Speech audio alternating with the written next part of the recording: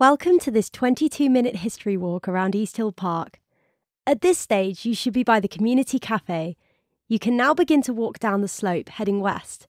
And away we go! The tour has been designed to keep you walking at a slow, steady pace. You will see on your map that points from 1 to 9 are shown as the route. Of course, if you wish to sit down at any point or investigate an area further, simply press pause on your device. We begin our tour with Easthill House, which is the large cream building to your right-hand side. Easthill House is currently home to 4 flats. The ground floor is used as a preschool nursery.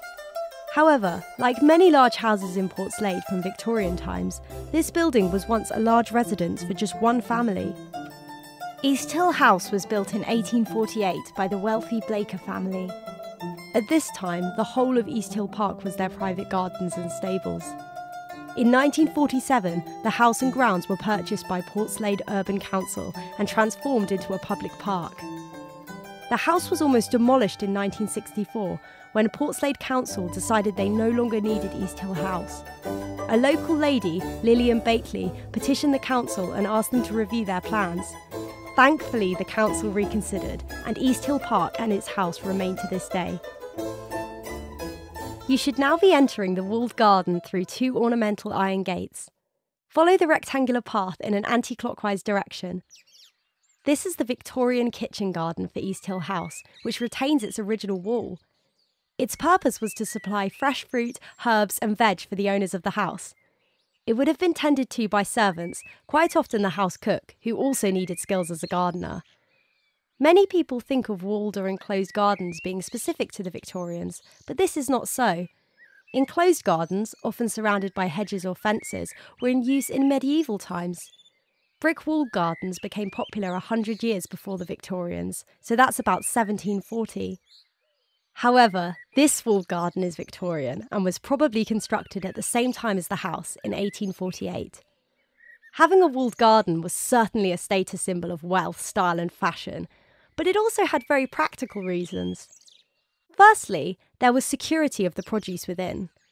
Poorer children in 19th century Portslade would take any opportunity to scavenge fresh food, so a 9-foot-high wall would have acted as a good deterrent. But there were also sound scientific reasons. The walls are built of stone, which retains its heat from sunshine. This then creates a microclimate, often several degrees warmer than the surrounding area. The high walls helped protect the plants from wind and frost and prevented the soil drying out in blustery conditions. The brick walls, warmed by the sunshine, would hold their heat. This helped fruit trees trained against the south-facing walls to produce early ripe fruit. North-facing walls had blackberries, red currants and cherries along them. East walls were ideal for apples and pears, while figs and plums were planted on the warm west-facing wall. It is likely that the wealthy family that lived here would have installed greenhouses. During the Victorian times, which was an era of global exploration, it became very fashionable to cultivate your own exotic fruits and plants. A wealthy Victorian family would grow grapes, lemons and oranges to eat, and orchids, palms and carnations for display. The walled garden is now an area for peaceful reflection and enjoyment. However, in 1977, the council proposed turning the garden into a children's petting zoo. They planned to have rabbits, guinea pigs, goats and piglets living there along with chickens, doves and pigeons. A paddling pool, playhouse, sandpit, fort and stockade would add to the fun. However, nothing came of the plan and the walled garden remains as it is. You should now be back at the iron gates. Go out to the right and head for the bottom corner of the park. Please look out for cars and bikes on the road. This road was constructed on top of the original drive which led to the grand house.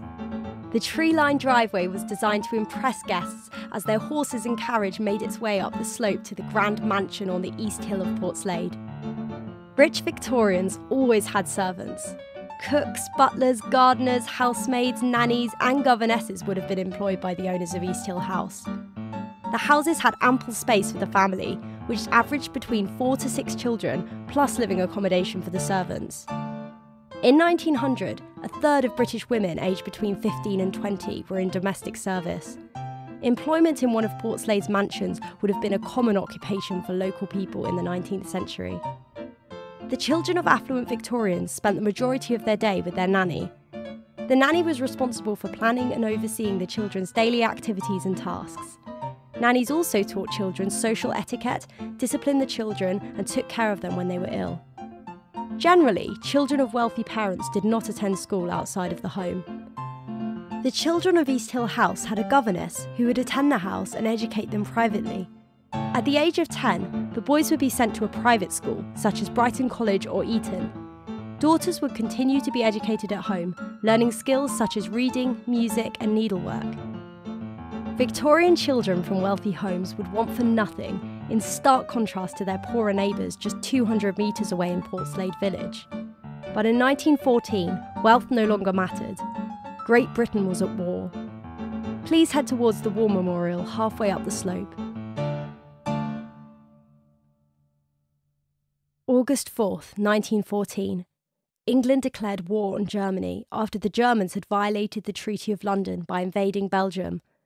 It was an event that would change Portslade lives forever.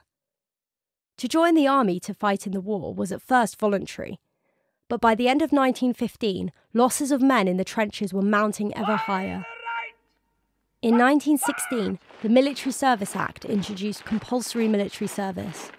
All men between the ages of 18 and 40 were now required to fight for king and country.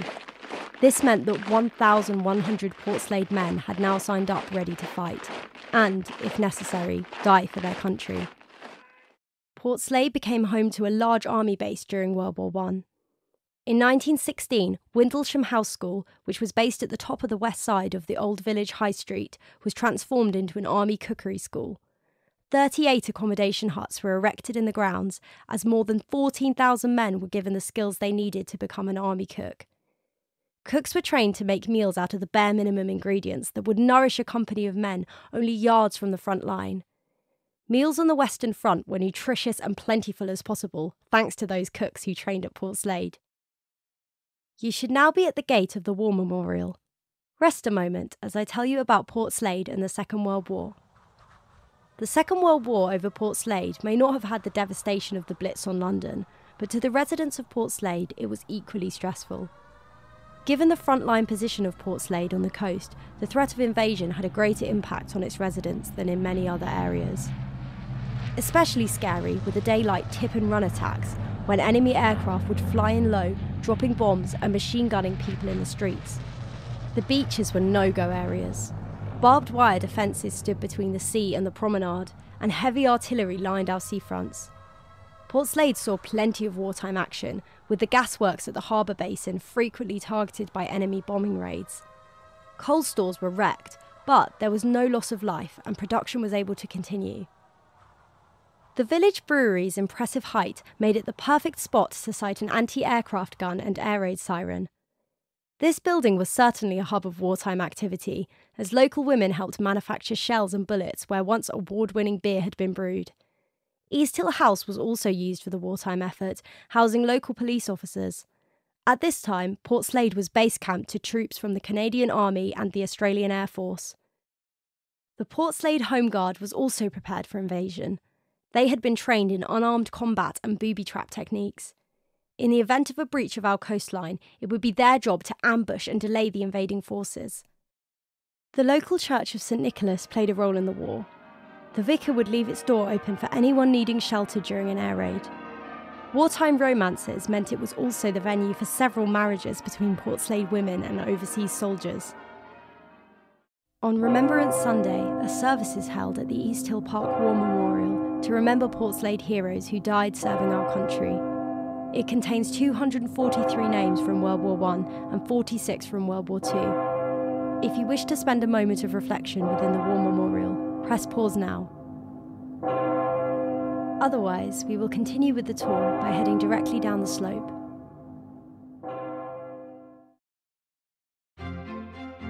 As you walk towards the Flint Wall and Horses Field, you will see in the distance the back of a Georgian mansion.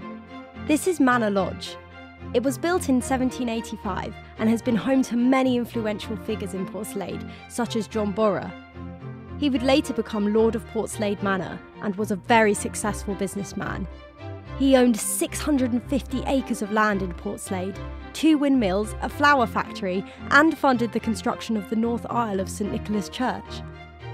Other owners have included a successful wine merchant and members of the Blaker family, who also owned Easthill House. The Blaker family connection with Portslade goes back to 1485. Notable Portslade Blakers include Edward Blaker, who was MP for Shoreham in the 17th century. In 1812, Nathaniel Blaker left £25,000 and property in his will. That is around £7 million in today's terms based on average wages.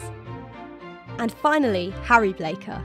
He was the first surgeon at the Sussex County Hospital in 1828 and was also the personal doctor to Queen Victoria whenever she visited Sussex. Manor Lodge is another fine local mansion, underlining that Portslade was still popular with the rich and elite of 19th century society.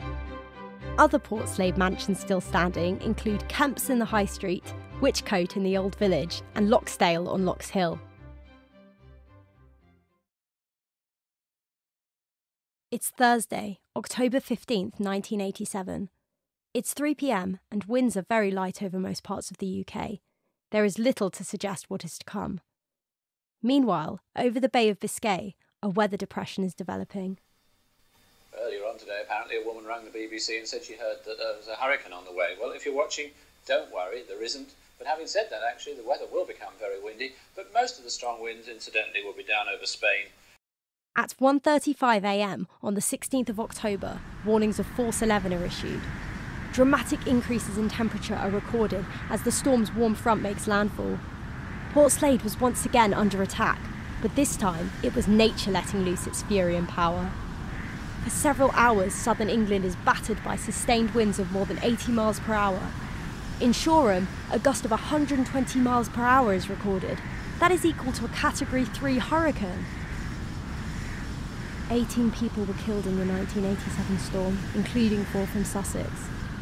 Thankfully, the worst of the winds blasted the country between 2 a.m. and 6 a.m, when most people were in the relative safety of their bed. If the storm had been 6 hours later, the death toll would have been far higher. Easthill Park was devastated by the storm. The trees that had been lovingly planted when the park first opened in 1948 had taken a beating. As daylight dawned, it became apparent 162 trees had been violently uprooted and were lost forever. That left only 74 trees still standing upright, and many of those needed urgent work to remove shattered branches. Most of the trees you see now were planted in 1989, when much of the park was re-landscaped. See if you can spot the 74 original trees planted in 1947. However, the worst storm to hit Portslade and the south coast was in November 1703. The storm lasted for 6 days, and winds hit speeds of 140 miles per hour.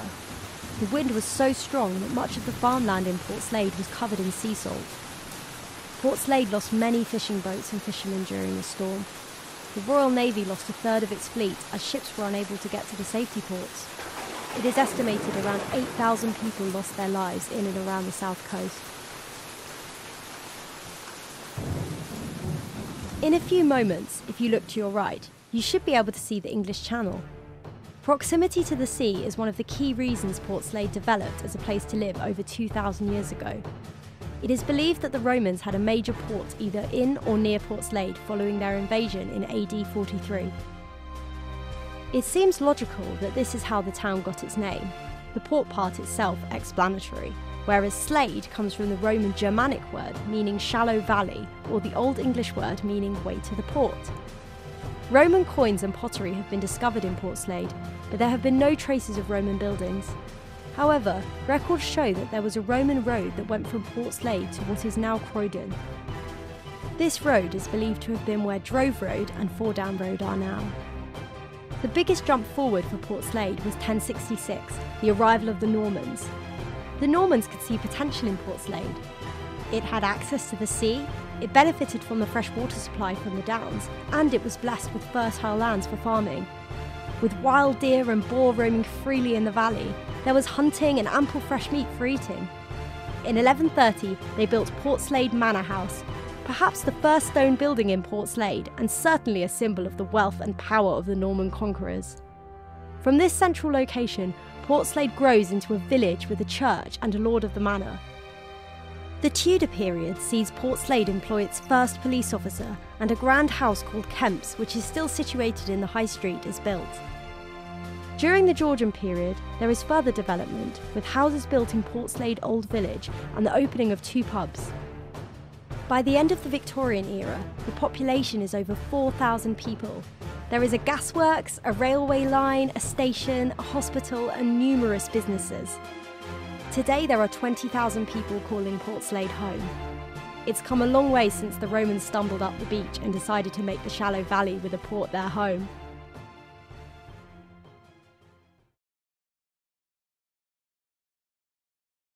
As you head back towards the northeast corner of the park, we go back to the Second World War and the Battle of Britain. It's the morning of October 10th, 1940. John Drummond is part of an Air Force patrol east of Brighton. A German fighter plane is spotted and then intercepted over Portslade as all 9 Spitfires of the patrol descended upon it. The Spitfire pilots are hindered by iced-up windscreens, which prevents them from using their shooting sights effectively. Pilot Drummond and Pilot Officer Bill Williams in another Spitfire both attempt attacks from either flank of the German plane. Flying at a battle speed of 250 miles per hour, the 2 British planes come under heavy fire from the German aircraft. From the ground, it looks as if the German fighter has missed its targets. There is no smoke, flames or distress from the Spitfires. But as the 2 Spitfires continue their manoeuvre, they inexplicably turn into each other's path and collide. The 2 aircraft spin out of control as substantial damage to their wings and engines puts them both in an ear-piercing nosedive. Portslade residents watch on in horror as Pilot Williams' plane smashes into the ground just 400 yards from this park. But there is hope for the other pilot. Through the smoke of the stricken plane of Pilot Drummond, people below can see him jettisoning the cockpit canopy and preparing to bail out with his parachute. The Spitfire is now hurtling towards the ground at over 200 miles an hour. Officer Drummond jumps and pulls the ripcord of his chute. But at this point, he is only 250 feet above the ground. The parachute deploys, but it does not have enough time to fully open. The empty plane crashes into what is now Easthill Drive. Officer Drummond had escaped the aircraft, but hits into the ground close to St Mary's Convent at great speed. Local people rush to his aid to find him still alive under the half-opened parachute silk, but his injuries are catastrophic. The local priest arrives on scene. He holds John Drummond in his arms and comforts him, but his condition quickly deteriorates and the priest administers last rites as the pilot dies in his embrace. Flying Officer John Fraser Drummond, Distinguished Flying Cross, born in Liverpool in 1918, died in Portslade in 1940, aged just 21. When his body was later examined, John Drummond was found to have been wounded in his left arm and leg by German gunfire. Bill Williams, pilot of the other Spitfire, had been shot through the head, so was already dead when the planes collided. This would explain why the planes had struck each other in mid-air with such devastating consequences.